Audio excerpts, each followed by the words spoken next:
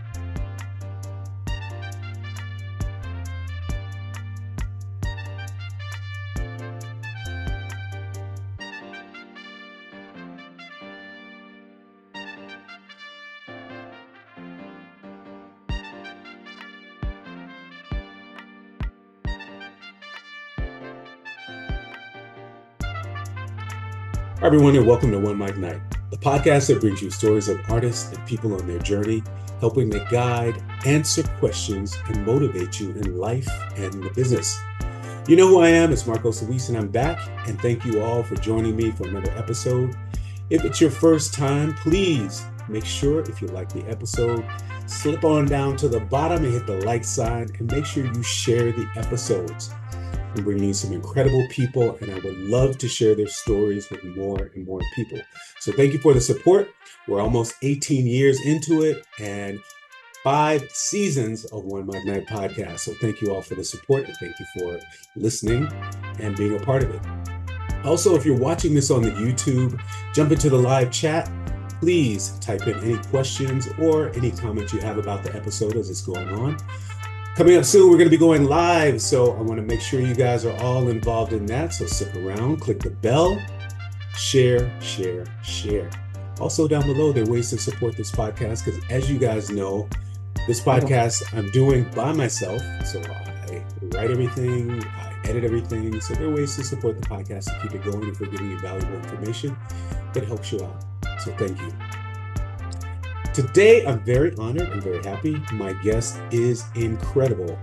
I don't say that very shyly because he is a billboard-topping singer and songwriter, double sword. And he's also a licensed, certified coach and mental health support specialist. Please welcome Frank Caldwell to the show. How you doing, Frank? I'm doing fine, Marcos. Thank you for that introduction. I appreciate it. Thank you. It's the first day with my new tongue, so I can't get all the words out yet. It's early. Thank you for spending some time here with us. Listen, absolutely. I have questions. Okay. The first question is, who is Frank Caldwell? Frank Caldwell. Wow. So I'm a guy. I'm from the Midwest, currently living in Atlanta, Georgia. Been here just a few months and actually love the Peach State. I am a person who loves life, who loves music, who loves anything that is a challenge, anything that brings joy to people's lives. This is who I am. I remember growing up, always in a very loving and supportive family, grew up in the church. I am someone who wants to see everybody win. That is my thing. I want to see everybody win because I think that with the challenges that we all face on a daily basis, moment by moment basis, there are ways that we can find our best selves even in the worst situations. So yes. That is what my mantra is. That's what my purpose is on the earth. I like that. I want to talk about that a lot because. But before we get to that, I want to go back. Let's go back a little bit. Where were you born and how did you grow up? I was born in Columbus. I was born in Columbus, Ohio. And I stayed there probably until 2006. That's actually where everything started for me, singing since the age of 4, probably earlier than that. I was the one that my mom would parade out in front of the family. I was singing Michael Jackson and New Birth and Eddie Kendricks, and I'm 4 years old, talking about Hey There, Lonely Girl. Like it. I But like that it. yeah, I come from a very musical family. My aunt, my uncle, my cousins, everybody was musically inclined. And so I just happened to be blessed with that gene, my love of music, my passion for music. And yeah, that's where it all started. That's where all the recording started and everything started happening for me there in Columbus, Ohio. I like that. Columbus, Ohio. I spent a little time in the Midwest there, so I know what the dynamics of the Midwest feel like. I was in Chicago for a little while. Yeah, okay. Yeah. Okay. Chi-Town. That's right. Okay. I see you, And Chi-Town. yeah, right. How was life growing up as a child there for you? Columbus, Ohio, is a very homogeneous state, very diverse. There was a little bit of everything there. Some people, when they talk about Ohio, the first thing they think is the Buckeyes, Yeah. Ohio State Buckeyes, and then the greatest agricultural thing there is soybeans. So we're kind of a farm town, really. But Columbus is a very diverse state, rich with culture, rich with music. Many great artists came out of Ohio, both acting and music.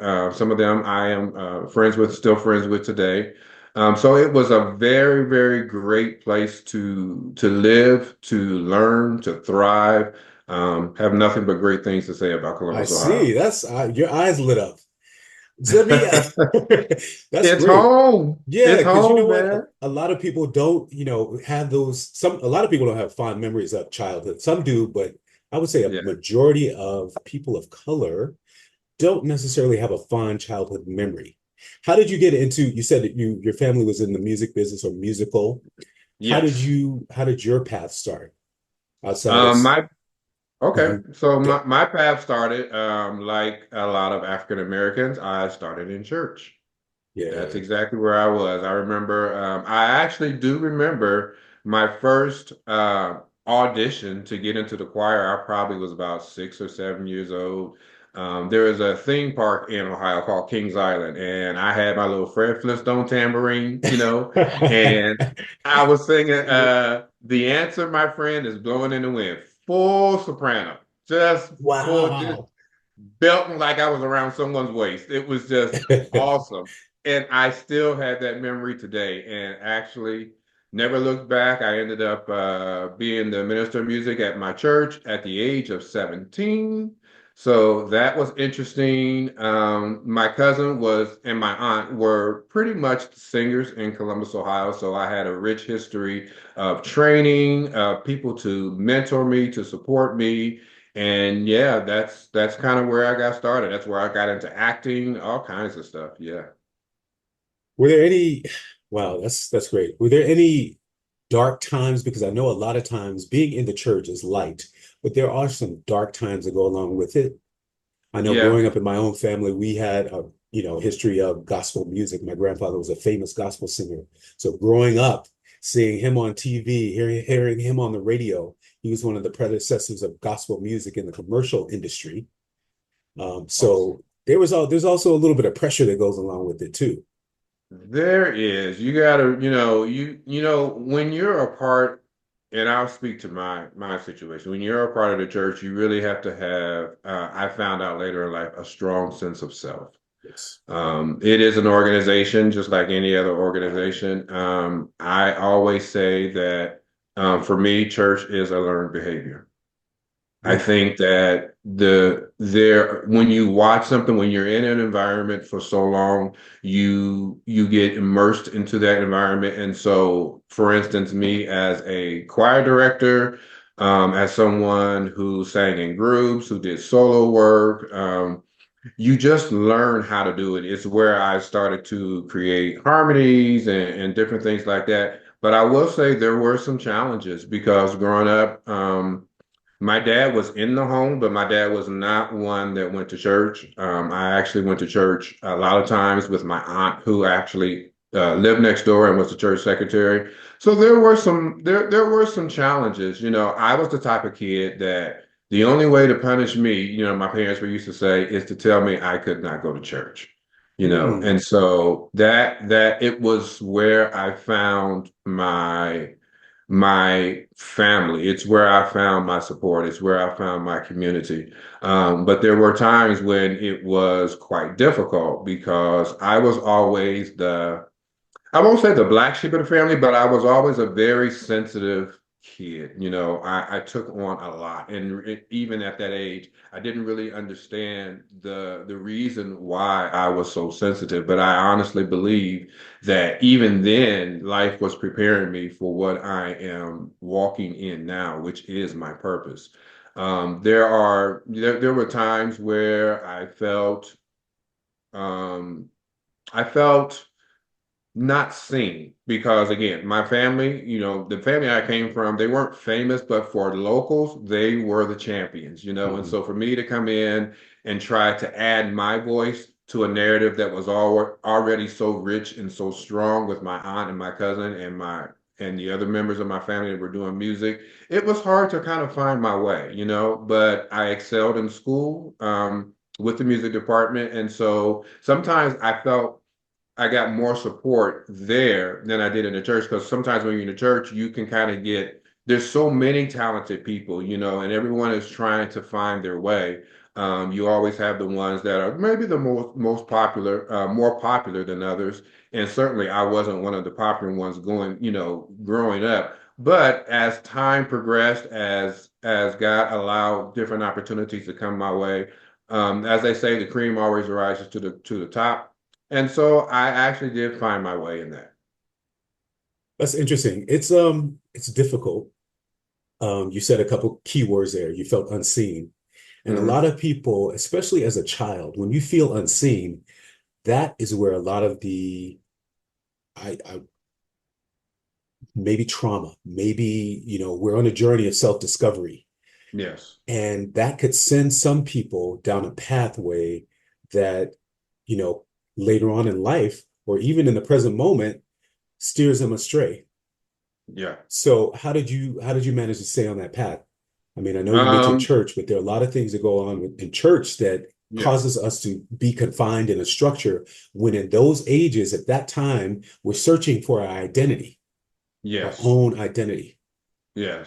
I was always, Marcos, I was always that kid. I was very self-confident. There were times when some of the critics, would kind of show up to the events I was doing and they said, well, he sings like he knows he can sing, but we're not really convinced at this point. But that never was a deterrent for me because I knew what my passion was. I knew what the more than a vocalist. I think if someone said, Frank, who are you in the music industry and overall, my first thing is a songwriter because the lyrics are very, very, very, very important to me. And I knew that the lyrics that I was presenting, no, I might not have had the greatest voice to some, and that's okay. Everyone has their favorites, and that's okay. But I always knew that this is what I was supposed to do. And so I always had this inner strength, if you will, Yeah. that spoke to me. Again, I did mention that my dad wasn't around a lot. So I was like a lot of African American men where I did not grow up having a strong male presence in my life. And for the most part, most of my environment and my family support and experience were with the females. And so it was a difficult time because I kind of had to find my way, with the lack of of male support that was there. Now you do have your pastors and people of the church like that, but quite honestly, everybody has their own lives. And sometimes I just felt lost. I felt like I was in my passion, but I felt lost. But I always had this strong sense of self that I knew not that I was going to make it in terms of fame and fortune. I just knew that what I had to say was relevant and was necessary, and there was nothing that was going to stop me. There was a lot of adversity. There was a lot of adversity when my first record came out in 2000. You understand, Columbus, Ohio is a very what I want to say. It's a very conservative in terms of gospel music. So we were talking about the James Clevelands and Shirley Caesars and things of that nature. Mhm. And when my record came out, you got this guy sounding like Brian McKnight, who was doing this R&B music, and they're like, "What? Right. What? We don't really understand that." But you have to understand, I grew up in a home where music was varied. I listened to everything when I was growing up. I was always staunch in church, but I listened to everything, the contemporary gospel, R&B, rock, AC contemporary. I listened to all of it, and all of those influences made me the artist that I began to be then and that I am now. But I always knew that I had the perseverance to do anything that I set my mind to because I believe I was anointed by God to do it. You just took the answer right out of the question. That's what I wanted to know is a lot of people get lost along the way trying to find out when you say you don't have a father, you don't have the right mentors, but where does the confidence come from for us? Yes. So Yes. yours sounds like it came from faith. It did. It Yeah. it absolutely did. I cannot dismiss that at all. It definitely came from faith. But also, I just have this thing about me where I feel like I'm unstoppable. Understand that doesn't mean that I don't go through my challenges in life, because certainly dealing with a disorder, major depressive disorder in 1996, there were many things that came with that. And there were a lot of struggles that came as a result of that. But I always felt like so my experience was, in the church and in life in general, mental health is not discussed a lot. We are coming up these days, and there's a lot more resources, and there's a lot more talk about it. We have celebrities behind it, all kinds of things. But when I was diagnosed in 1996, none of those things were there, and I did come from like my family to this day, quite honestly, we don't talk about my mental illness, and in the church, it wasn't really discussed. It was like if you just pray about it and God is going to take it away. I happen to believe that God works through the mental health conditions. I believe when it is necessary for medications, that He will work through that because those psychotropic drugs are not meant to be the answer. It's meant to get you through the symptoms. And so I use everything in my toolbox to make sure that I take care of myself because my major depressive disorder is not who I am. It is like any other medical infirmity that we go through in our life. It's like blood pressure issues. It's like asthma. It's like cancer. It's like anything like that can be treated and managed. And it is nothing that I have ever been afraid to talk about or ashamed to say, this is where I am in life, because I believe everybody has their cross to bear, if you will. And this happens to be mine. I actually believe that I was entrusted with this disorder because I knew I did not know at the time the challenges that it would bring. But I also see on the other side how now I am able to bless and to coach and to counsel many people, not just from the church, but from the African American perspective and other races as well, because I've lived it and I'm Absolutely. living it successfully. Yes. Absolutely. And I love everything about that because what you said is, you're not the only person with this illness, and it is treatable in different ways, whether it's through Sure. music, art therapy, through medication. It's an individual situation, and whatever works for you, it may be a one, two, or three of those things together. It may be Yes. one thing. So it's an individual situation. And I want to hit you up with some statistics because according to lyra.health.com, 22.8% of adults, which is 18 and over, which is 57.8 million people in the US, have Mhm. AMI, which is any mental illness. Wow. 22.8%. That's a lot. That's staggering. Children 13 to 18 years old, one in five have come Mhm. in, with some sort of seriously debilitating mental illness. That's a lot. So certainly you're not alone. Anyone who's dealing with this and trying to tackle this situation is not alone. Absolutely. Absolutely. I have been afforded the pleasure, Marcos, to volunteer with the National Alliance on Mental Illness, known as NAMI, for over 7 years now. And I've actually taught a course called Ending the Silence Surrounding the Stigma of Mental Illness, where a lot of the statistics that you just said are absolutely true. 1 in 5 children, are going to experience some type of mental illness. And I think that that's important because I think that part of my journey is to be informative. I try to speak to all walks of life and all ages with more specificity to parents because understanding that the reason why I was able to get through and to do the things that I did is because I learned the power of radical acceptance. Mm, And radical acceptance is different than just having the knowledge.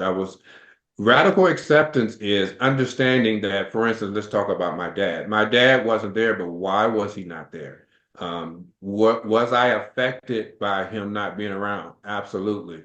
But, and so I had the knowledge that my dad actually dealt with schizophrenia. He had his mental illnesses. My mom was dealing with her issues. And so I am armed with that knowledge, Marcos. But being armed with the knowledge is not the same as radical acceptance.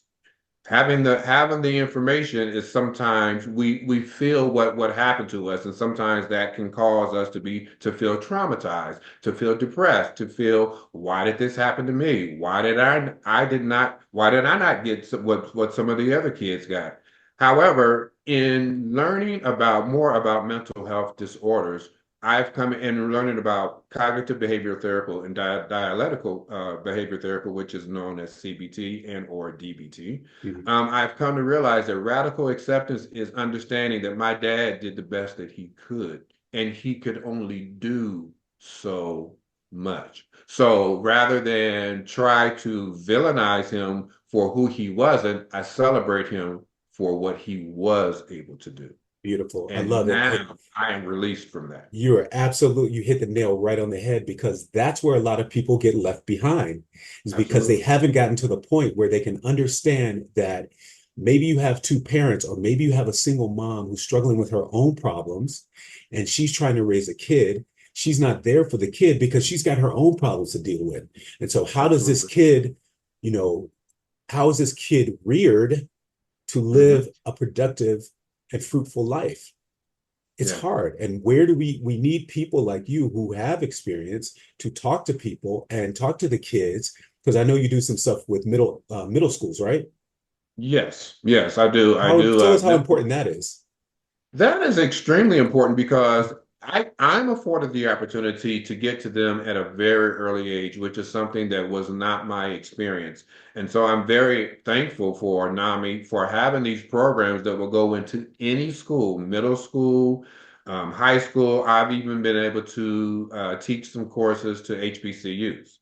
And so I think it is really important to get to them at that age to give them the information that was not necessarily out when I was growing up anyway. Right. And it's important because then the kids have questions. And the more questions that they have, the more information and more revelation that they can come into at an earlier age, which sets them up to be more successful. And as a parent myself, I have 3 kids and 4 grandkids. So the one thing that parents want is for their kids to have a better life than what they experienced. We are able to give the benefit of what we went through, but we also want to see our children and our offspring and those in our lives. We want to see them do better. And I believe the work that I'm doing with NAMI is actually that. I am able to be a voice that sometimes I'm able to be an assistant to their parents because I have been blessed to have this information and I can speak to their child in a way that maybe they don't have the background to do, but it's certainly something that they want to do in that they want to see their child be the best version of themselves. So it is absolutely vital and important the role that I play there at NAMI.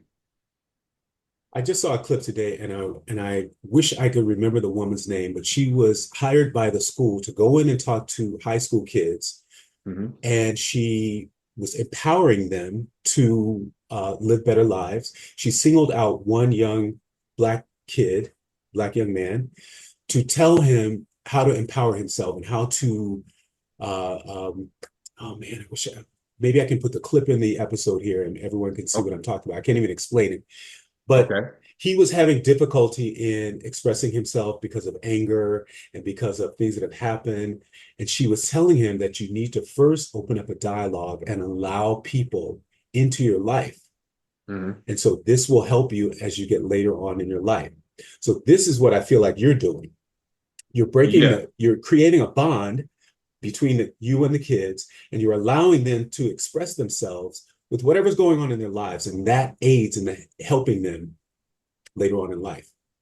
That's really important because Mhm. understand that when it comes to medical terminology, and I'll talk about that for just a moment, we have what we call the prefrontal cortex, all right? And now when we're growing up, our prefrontal cortex, as these kids get into preteens and things like that, you have to understand that all of their emotions, Marcos, they all come in. So they're subject to everything. They're dealing with things that they are experiencing in their childhood. They're dealing with things from home. They're dealing with things from school, peer pressure, everything. You have to understand that these kids have all of their emotions. Their reasoning doesn't really kick in fully until they're about 24 years old. Mm. And the reason why that is important is because one of the other jobs, I think I'm Jamaican, I have four jobs, and I think shout out to Jamaicans, but I work at an adolescent center where the business model deals with teenagers who have some disorders and some issues from home. And one of the things that makes me successful at the job is because I just allow the kids to just be kids. They're Yes, kids. yes. I was a kid. So I'm not going to penalize them in my demeanor or in my approach to them for them just being kids. I understand it from a medical perspective. I also understand it from a parental perspective, as well as a mental disorder perspective. These are just kids and they're struggling. And one of the things that I do with the kids is I just, hey, how are you today? How can I support you? How can I support you? Sometimes they just want to talk. They want to talk about anything, but as long as they're talking, that's when the real work is. I mean, yes, the therapist is absolutely important. Everybody on the multidisciplinary team, everybody plays a role. But my role as a residential counselor is just to be someone there that is just available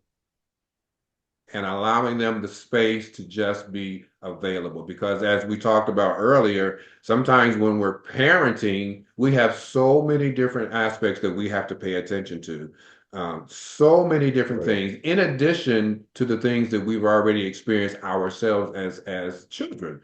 So there's a lot of stuff that's going on there. My role is to just be an assistant, someone there as, I'm just another coach on the team, trying to get this child the opportunity to be their best selves. Absolutely. And you said it right. A lot of times the kids don't want to talk to their parents because they're their parents. You don't understand. You don't know what I'm going through. They need a Hmm. third person, an outside Hmm. figure to talk to that they can trust and have a bond with. Yeah. Also, the parents may not be equipped yet because we're going through a whole different age with technology, and we're dealing with social media. We're dealing with all these other outside forces that we didn't grow up with. So Hmm. we're having to learn about what's actually happening in the world, and kids aren't communicating like they used to. No, they're not. They're I mean, watching things on TV and movies and films, and a life doesn't mean as much as it did before. They can take somebody's life and they think it's a video game, and it's over. yeah. They don't care the Hmm. ramifications. They don't care. We So we yeah, we de yeah, we definitely live in a different society now. I mean, than when I was growing up. I mean, social media was AOL there right. then, and it was relatively new. And now we have all of the social media platforms that we know are popular and that kids are on every single day. It is something, that we as parents, we as the adults, we have the opportunity to make sure that our kids are, on social media responsibly. And yes, that is absolutely a job in and of itself because there's so much. I mean, the internet has provided us with, I feel like, way too much information. Like we can know about Way too everybody's much. every move, every second of the day, everything that's going on in every corner of the world. We all have access to it, and it all dumps into our psyche and our mind and our spirit. And then we have a hard time navigating through everything because we're so overexposed to Right. everything, you know. But So that much, is the challenge. absolutely. It's so much that we're not even concerned with our own personal health, our own Sure, mental health, our own mental hygiene. We're so concerned about what everybody else is doing in a way, sure. oh, I want to be like that. I want to do this. But what's going on in here? What are we concerned Hmm. about with ourselves? And I don't mean that in an egotistical way. I mean like how am I feeling today? How am I navigating my way through life? What am I doing? What do I expect in my own life in the Yeah. future? Hmm. On an even plane. Yeah. I often start my day, Marcos, with affirmations. And I am a YouTube fanatic, right? I am Mr. Google. My friends call me and say, "Hey Frank, can you figure this out for me?" Sure. Because everything you don't have to reinvent the wheel. Right. Like if I have a question about it, probably someone else has already had the question and also found an answer. And so I always start my day with YouTube with affirmations because it just helps me to set myself, to ground myself every single day so that I am looking in the mirror and I appreciate the person that's there. And even if I'm on a journey to, let's just say, feeling loved, I can speak that to myself until it becomes a reality. That is something that I do every single day. And then, of course, I listen to my favorite artist who is called I Am Caldwell, which is Frank. Um, because my music is very uplifting, encouraging, and inspiring, and I listen to it all the time because of the lyrical content. Now, I love all types of music, all types of artists. I'm in Atlanta, so I go to a place called City Winery. I see some of my favorite artists all the time, and I love their music. But the reason why I listen to I Am Caldwell is because it sets my day and it allows me to be human because I write about stuff not just about my mental health journey but about life in general. And it's different than what you normally hear on the radio or what's streaming or what's popular through Spotify. Um, that's what I do to kind of ground myself each and every day. I like it. What would you say as a parent to people rearing kids in this day in society? What should they do to try to help on this mental health journey? In terms of not oversaturated with social media, things like that. Uh-huh. I would say reach out. Well, one of the resources that I am very excited about is NAMI. NAMI is there. It has support groups for families. It has support groups for adults. It has support groups for children.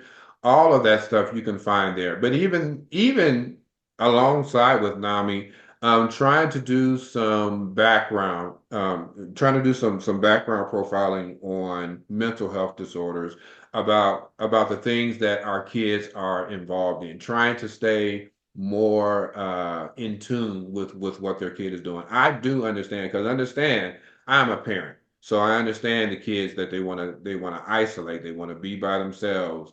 The parents are sometimes a nag because they're the parents. Parents just don't understand Will Smith, Right, so it's right. just so I understand that, but I feel like if we take the time as parents to kind of check in with our kid and not just opening the door and say, "Hey, are you okay today?" Being proactive, doing the things that let's think, doing the things that we maybe feel would have been beneficial to us from our parents. Mm, We now have the opportunity to step into that role. We have the opportunity to do those things that we feel like would have helped our formative years more. Now we have children of our own, so now we can be a little more proactive in doing things like that. breaking the cycle and starting the new, Absolutely. you know? Yeah.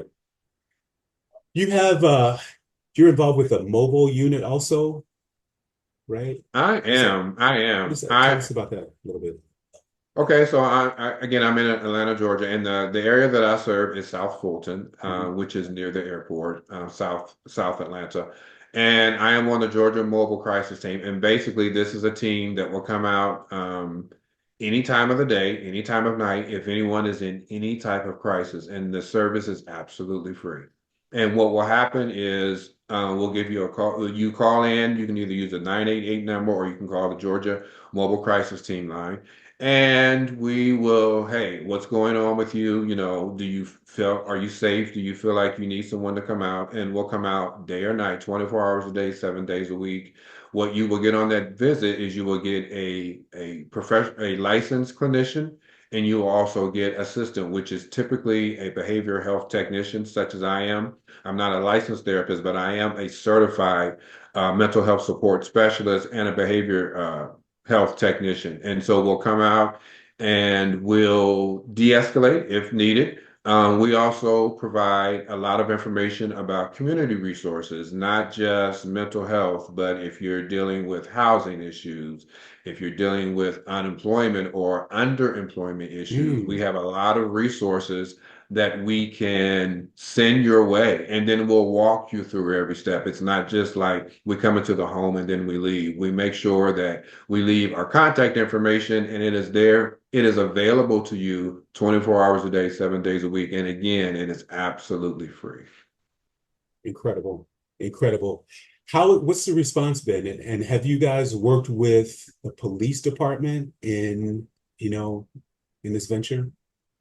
There are times when a situation has escalated to the point of police presence. What I can say is the Atlanta Police Department here has done a stellar job of training and being more sensitive when they deal with situations with people that have a history of mental illness.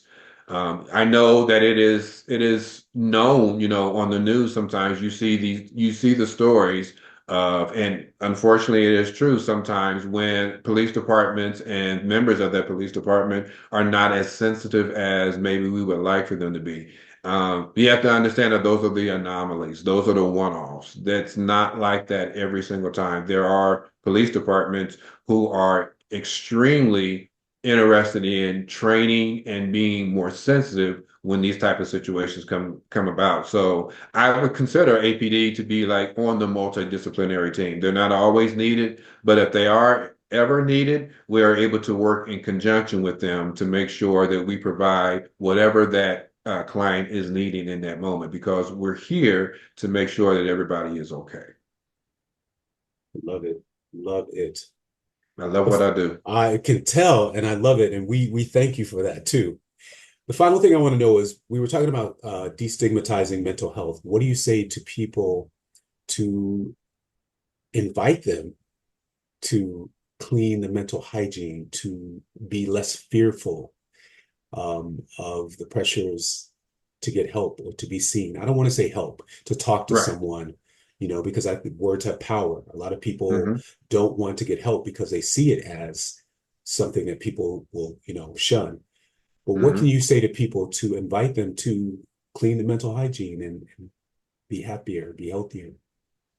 The first thing I would say to that, Marcos, is know what it is that you want. And let me clarify that. We talked earlier in the episode about having a strong sense of self. I did not see people around me when I was going through my mental health journey early on that were very forthright with coming forth with the things that they had mental health struggles, right? So I would say the first thing is find out what type of life is it that you want, because that's exactly what I did. I was not going to just sit around and let the church tell me that mental health disorders was a myth. I was not going to let the lack of my family dialogue suggest to me that it was not something that I wanted to do. The reason why I'm so passionate about other people's mental health is because I was passionate about mine. I decided that I wanted to have a better life, that I was going to, every day we have to fight. We have soldiers in case we go to wars. We have medicines to keep us at bay from physical maladies. But you also have this inner strength. So just find out what type of life it is that you want. If you want to say, if you're saying to yourself, I'm not okay, and I'm going to make the choice to seek some help to feel better, then I think that's absolutely what you should do. There are many, many, many resources. I want to encourage everyone that is listening to this podcast that you are not alone. There are whatever state you're in, whatever country you're in, there are resources there that will help you. You can do it anonymously. You can do it however it is most comfortable for you. But I would say if you're feeling blue, if you're depressed, if it's lasting more than 2 weeks, that would be a time where you would just pick up the phone and call someone, and it's anonymous, it's free, and it is there for you. So I encourage everyone that listens to this podcast to please be good to yourself. Be good to yourself. Yes, sir. Yes, sir. Well said. This has been incredible, and I'm going to put all your information down in the notes. So everyone, please make sure you check it out. Let everybody know how they can reach out to you. And if they have questions, or if they want to have you on other podcasts. Sure. First, I want to thank you for having me here. Your platform is amazing. I appreciate everything you do for the dissemination of information you give to all of us. You are a blessing to this community, and I honor you and I appreciate you. You can find me on YouTube. My channel is called I Am Caldwell. Caldwell is my last name, but it actually is an acronym. It means confident, accepted, loved, determined, winning, encouraged, learning, and I'm a long way from where I was. So every time I do a performance, I ask the crowd, I am Caldwell, are you? Because I want you to be confident, accepted, loved, etc. You can also find me on Facebook. I have a private practice called Call to Be Well Counseling Services here in Atlanta, Georgia. Available in every state, every city. You can I'll make sure that Marcos has that information that you can reach out. And you'll find me on Instagram at Call to Be Well Podcast. Or Call to Be Well Counseling Services. Yeah. Woo. All right, everybody. You got all the information right here. Please, if you like this episode, make sure you share. It doesn't get any better than this. Frank Caldwell, thank you for coming, spending some time enlightening the community. Thank you for all that you do in so many ways, all your 10 jobs. Thank you. Please check out the music too. I'm Caldwell. You can find it on all the platforms. You can find it on YouTube. I think I have a couple things out there on other platforms. So yeah, you should be able to find I Am Caldwell everywhere. Okay, there you go. So make sure you find I Am Caldwell. Please come back. We're going to continue this mental health journey. You know what I do, OneMicNite, and OneMicNite Talk. It's always about that because we want you to be the best version of yourself that you can be. So thank you all for joining me for this episode. You can find me, slip into the DMs at Marcos Luis, MarcosLuis. The show is called OneMicNite, OneMicNite. 18 years coming up, the 15th of July. We got some big things planned this year, so stick around. Make sure you follow us, and join the Facebook community. We'll see you next time. Bye-bye.